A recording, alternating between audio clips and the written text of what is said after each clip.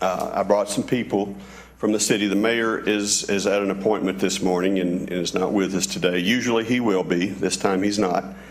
But I've got Craig Light from engineering. I've got Wixon Huffstetler from Parks and Rec, and Suzanne Allen, our CFO. And we're going to talk about some issues that you see on the project lists in front of you, and as well as one other. Suzanne, if you'd like to come talk about the World Trade Center, Arkansas World Trade Center plans that we have coming up. And you guys can talk to her as you want to. Sure. Hello, Suzanne Allen, CFO. We are privileged to have Dan Hendricks coming to see us on May the 19th, and we've scheduled a day for him. He is over the Arkansas World Trade Center, and that organization is responsible for assisting Arkansas companies in branching out and into foreign trade. So if there's a company that's interested in it, the Arkansas World Trade Center is a resource that they can go to help them get started and to learn about global marketing. So Dan Hendricks will be here come in the morning on May the 19th. We're going to tour some of the industries in Jonesboro that are current members and that do export.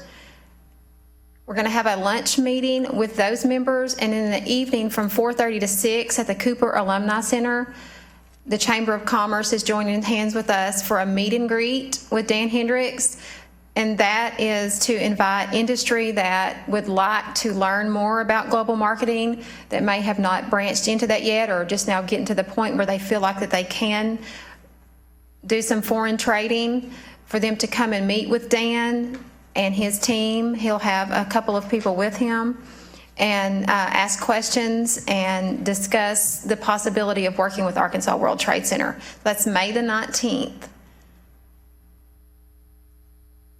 Do you have any questions about that? If you do, you can contact me, and I'll be glad to answer those. Suzanne, can you tell us real quick about the importance, what's the importance of this for businesses? Well, the importance for businesses is for them to grow globally, and certainly if they've not been used to branching out from the United States, there's a huge global market for them to embark on, and so it's connecting those businesses with global markets so that they can trade in Cuba, for instance, or other countries. What type of things have we seen? Have they talked to us about what the Arkansas World Trade Center is doing? Is there anything that we know that we want to be a part of, or is this just informational for us? I'm not really sure I understand that question, Bill. Say that again. Well, do they have projects and plans that they want to show us how to put in place, or are they just learning what we have and something that they can get out to the rest of the world? Well, I think that they've been concentrating in the northwest section of the state, and they're trying to connect with northeast more. I mean, as Jonesboro's grown, that there's more companies that might be interested in foreign trade, and they help to set them up to do that. So they're wanting to bring their resources in, make themselves known as a organization that can help anyone who's interested in global trade. Are they for-profit or non-profit? You know, I believe that they're not for profit, Michael, but I'm not 100% sure about that. I know that they're appointed. Every member on the board's appointed. I'll look that up and get back with you, though, to make sure. Okay. Did that answer your question? It does. That's good. Thank you very much. You're welcome. Okay. We also have Wixon Huffstetler, who has a lot of projects going on at Craighead Forest Park and the Miracle League field. And Wixon, if you can come give us a little update on what's going on. And of course, I think your summer leagues are in full swing now. Thank you. Wixon Huffstetler, Director of Parks and Recreation. We are doing a lot of projects out at Craighead Forest Park this year. You know, we're very fortunate as a city that this park is city-owned. being the size of it. Usually parks this size are owned by the state, so it's a gem for the city that we have here. So right now we've got Craighead Forest Trail Phase 1 going on. We're about 3/4 of the way around with chat. We've entered a couple soft spots we're going to have to fix of the materials. So once we get that fixed, the chat will continue, and then we'll come in with asphalt next on that to asphalt it, and then the seeding of the grass and the installation of the workout equipment. Trail Phase 2 is already, the plans have been sent to HTD, so we're waiting on their approval of the plans for the next phase. So we hope to get those back and get the advertisement out and get that done. The trail itself will be done this year completely. Next year we'll have to come in and rebuild a new road. The existing road in the park behind the dam there will actually turn into to the rest of the trail. So next year we'll come in and build a new road, and then the whole project will be complete exactly 3.2 miles with workout stations every 1/4 mile on the trail. We have a big drainage project going on out there. There's a lot of water, obviously, that runs through that park and down the roads at Access 5 and Access 6. We've got some big drainage going on, a lot of box culverts, a lot of new curbing, new asphalt. We're gonna siphon this water into the lake instead of across the ground around the playgrounds and that areas to keep the erosion under control. And then we just finished rock around the whole lake, and it's made the lake look really beautiful. We've put rock barrier around the whole lake to keep the erosion from the bank, so when the wind's blowing, the water crashing into the bank. So it's really helped out there. Miracle League, as he said, we're still working on the Wall of Honor.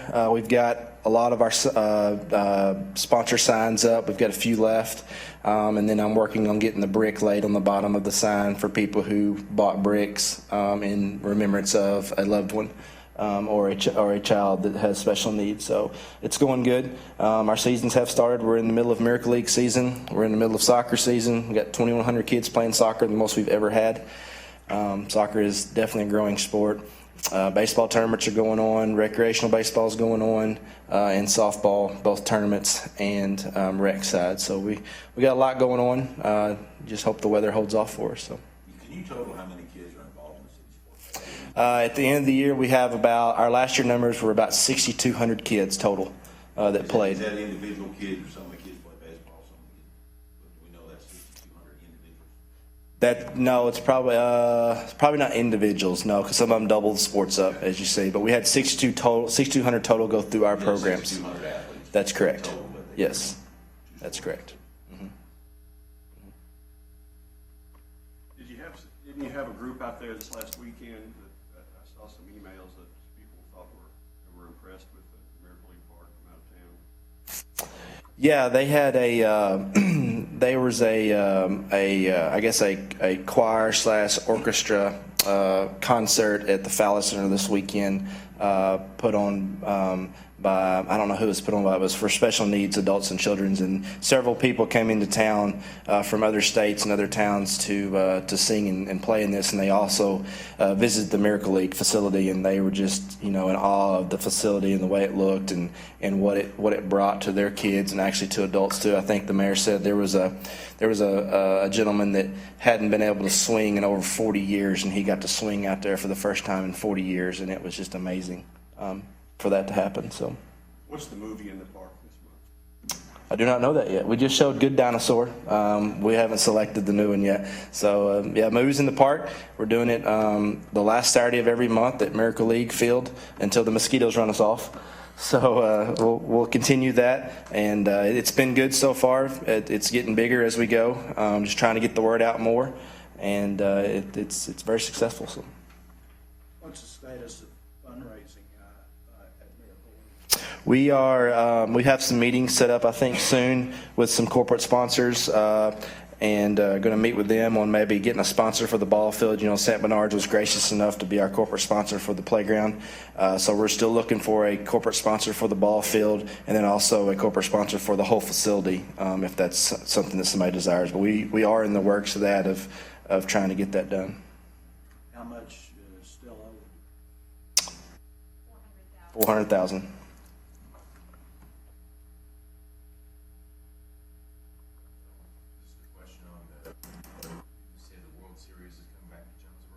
No, it's not coming back yet. They are wanting the World Series to come back. They have notified us and Jonesboro Baseball Boosters that anytime we want it, we can have it.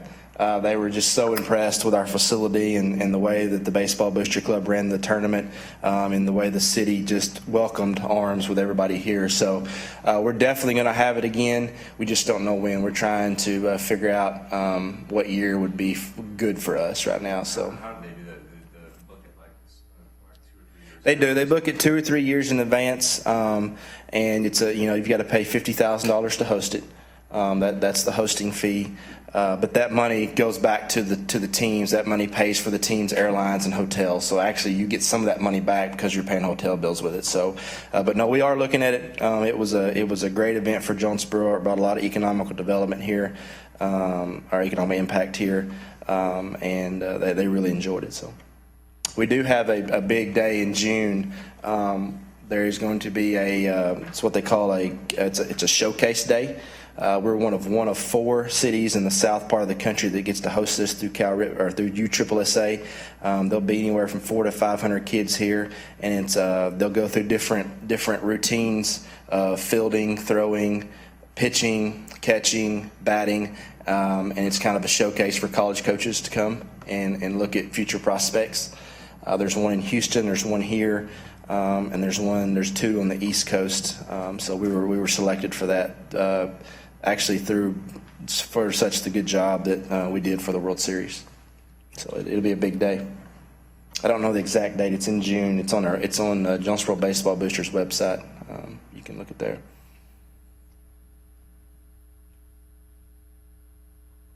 you give us anything more on the shooting sport park and game? Right now we are, I think last council meeting passed for the environmental. Yes, the environmental study is being conducted. So we're being conducted on that right now. It hasn't been passed though yet. No, the environmental will take about 2 months. So it'll be about a 2-month process, hopefully less.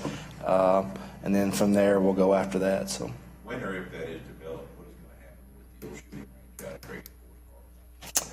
Well, that's something that me and my staff are trying to figure out what we're going to use it for. I want to use it for something.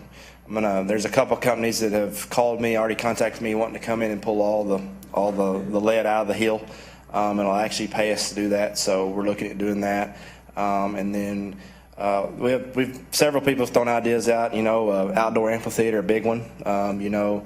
Maybe a bow range, another bow range for out there. There's all kind of things we can do with it. So we're just we're going to try to get a couple ideas and pitch it to the mayor and to the citizens, see what they think. So. One more thing, when you talk about on Cricket Force Park and where the road beneath the dam was going to be used for part of the trail, where's the new road? The new, the outside of that? It'll go, yes, sir. It'll go from access to, there's a stake on the right side of the road where the new road will start, and it'll cut up through the trees and go up behind Pavilion 1, come back down that hill. It'll go behind Pavilion 1. It'll come back down the hill and go probably 50, 60 yards inside the event field from where the fence is, and then cut up through those trees all the way up to the entrance, and then that's where the new roundabout will be with the Craighead Forest sign. So.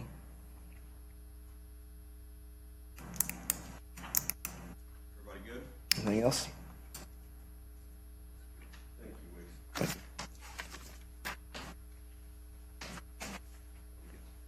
I'm just going to go ahead and give the answer to the not-for-profit because they are not-for-profit and non-political association. So.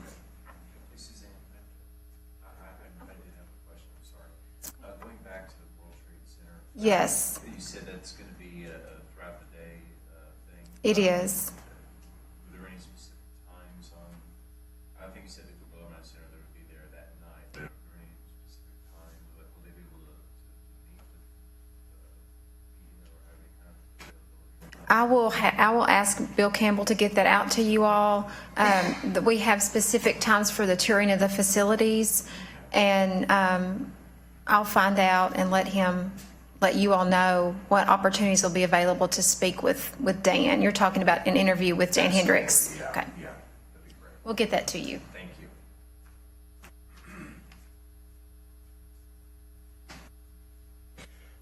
And I'm going to bring Craig Light from the engineering department to talk about some of the projects, streets and road stuff. This stuff doesn't move very fast. I don't know why people can't build roads and streets in a hurry, but evidently we're state of the art, at least, aren't we, Craig? Yes. All right. There are a lot of projects on the list in front of you. A few of the key ones, we've got the Caraway Road Sidewalk project that we had the pre-construction conference with the contractor last week. We're hopeful that he'll start getting moved in this week on that if the rain will hold off, but that work should start up pretty quickly. They're going to start at the Caraway, Nettleton, and go along north along that route for that new sidewalk access to transit project. We have a project going on Huntington Avenue. We've had that road closed off and on for the last couple of weeks. We're putting in an underdrain system to drain the subsoils there. The asphalt in that location has been breaking up over the last couple of years, so we're putting an underdrain system in on that right now. We've got a ditch project, actually two ditch projects going on. One is on the Murray Creek off of Kathleen. I don't know that that project's on your list. It may be, but they're doing some clearing on that ditch and some widening, so we can try to mitigate some of the flooding that happened along Prospect Road back a month ago. They're also doing some bank stabilization on a ditch off South Culver House. We've had some major erosion on that ditch where it's been undercutting fences, and so they're reshaping that ditch and then putting riprap on the back slopes. That project will probably take another 2 to 3 weeks to finish up. The creek behind Turtle Creek Mall is also on the project list, right? It is. It's actually on the mowing schedule. I think the equipment's out there today, and they're going to start mowing that section of ditch. That is where we'll eventually put in a bridge system, either a box culvert or a bridge for the Greenway Trail that we recently obtained funding for. We have 5 years to spend those monies, and we're just now getting started on the planning of that project. So it will probably be a little while before that construction takes place, but it has been funded. If there's any other particular projects on the list that you have any questions about, I'll be happy to answer those. The Caraway Road walkway, the sidewalk, are you going to enclose the ditches? Yes, There won't be any exposed water? right. There's a pretty good sized ditch in front of the used to be the center court. I think it's where 10 Fitness is now. That ditch will be enclosed. This is on Caraway between Nettleton and Matthews on the east side. Have there ever been any plans that you know of that we would enclose, for instance, all the open ditches that are on Caraway Road? I mean, all up and down? No, there hasn't been any. There's not any plans to enclose all of them at this time. Craig, can you talk about the mitigation plan for the city in general? What the big picture plan that's incredible? Yeah, the city council just adopted the phase 1 of the Corps of Engineers master plan for drainage for the Big Creek drainage basin. That's Big Creek, Lost Creek, Christian Creek. The plan, overall the plans to do ditch widening work and do some regional detention ponds. What we're trying to do is protect the areas that are currently developed areas along G Street or along North Church area where we have people living or businesses located that are in flood prone regions. We're looking at doing these improvements to protect them from a 100-year rainfall event. The estimated cost for the plan to implement this first phase of the plan is about $109 million. We're looking at getting some general investigations monies from the Corps of Engineers to try to do a phase 1 project, which would be a ditch widening work. The first portion of it would start at Highway 63 on Lost Creek and move upstream towards Dan Avenue. The second phase would be a regional detention pond on Lost Creek, somewhere around Peachtree, Magnolia area. Those would be the first 2 projects that would be done. But again, we're still searching for the money to begin implementation of that plan.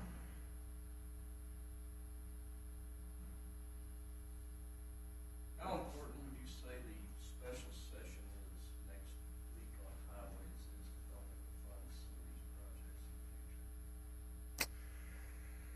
Well, I know that there's some federal funding that the state's not taking advantage of for their matching, and I think that's part of what that session may cover, so that we can fully get the federal funds into Arkansas and use them on projects.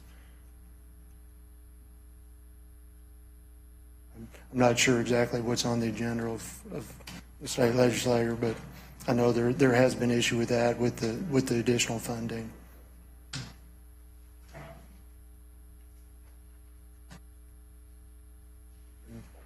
Estimated date of the roundabout being open. The contractor is hoping to be done by the 1st of August. The highway department doesn't think that he'll meet that deadline, but he, Time school to be out. yeah, their plan is to be done around the 1st of August, but again, depending on weather and other conflicts that may come up, it may be a little bit longer, but they're finally getting to go on the project, and as things start to dry up, it should move along a little bit faster. Do you think there will need to be some sort of an education component or something like that with how roundabouts work possibly, or? There has been a little bit of information put out to the public on roundabouts. I mean, the city has 2 roundabouts already at Sage Meadows. I think people operate those fairly easily. This one will actually be a little bit smaller than what those are, but we will definitely try to do some additional educational material as it gets closer to opening. But they're fairly intuitive. Once you've been through it once or twice, you begin to understand they operate fairly simply. Greg, City of Conway sent us a video that they did in the way of education, and we have that. Bill's got it anyway, so we might be able to do something to that effect. Yeah, and it wouldn't hurt to put that information out there on how they. PD probably be out there just standing there showing people how to do it. Yeah, I mean, it's yielding to the car that's in the circle and moving into the space.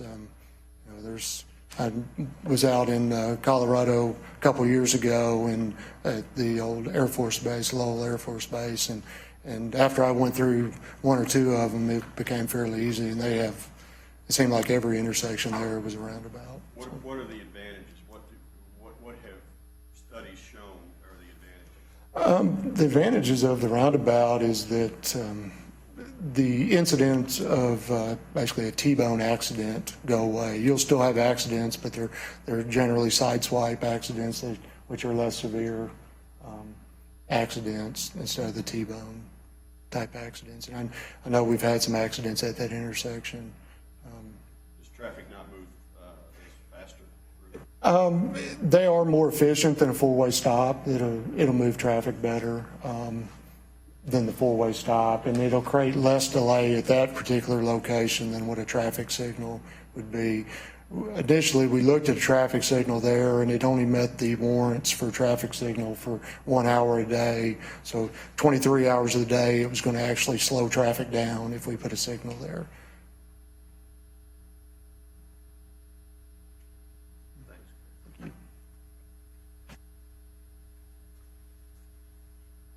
I'm going to look through my notes from this morning's meeting to make sure there's nothing that I can't add. The Caraway sidewalks also provide access to transit, and I think that's something that's important for those who ride the buses. Did you mention on Aggie Road that they're relocating a gas line? That's true though, correct? Okay. Let's see. And Parker Road extension is as you know, is underway. CWL, it has to move some light poles, and that's going to take a little bit. That's the next thing. Going down the list, the railroad meetings, it's about 15 crossings, and there's going to be a meeting May 26th with them to figure out exactly what type of upgrades and fixtures they need to do. The firing range, we're now getting a legal description to get Fish and Game.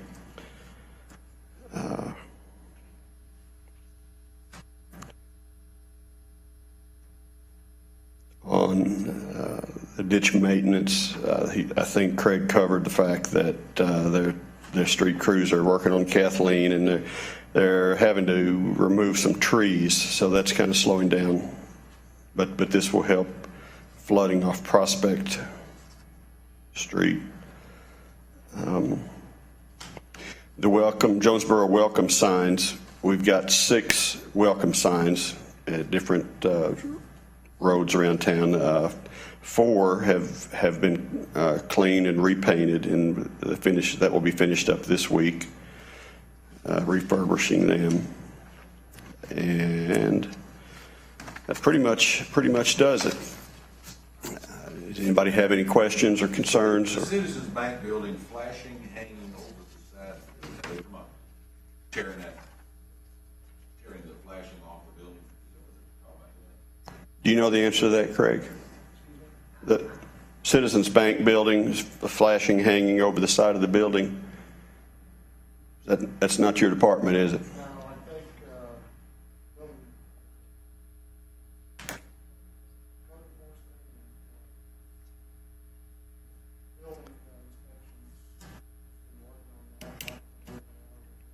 I will email you an answer for that. Okay.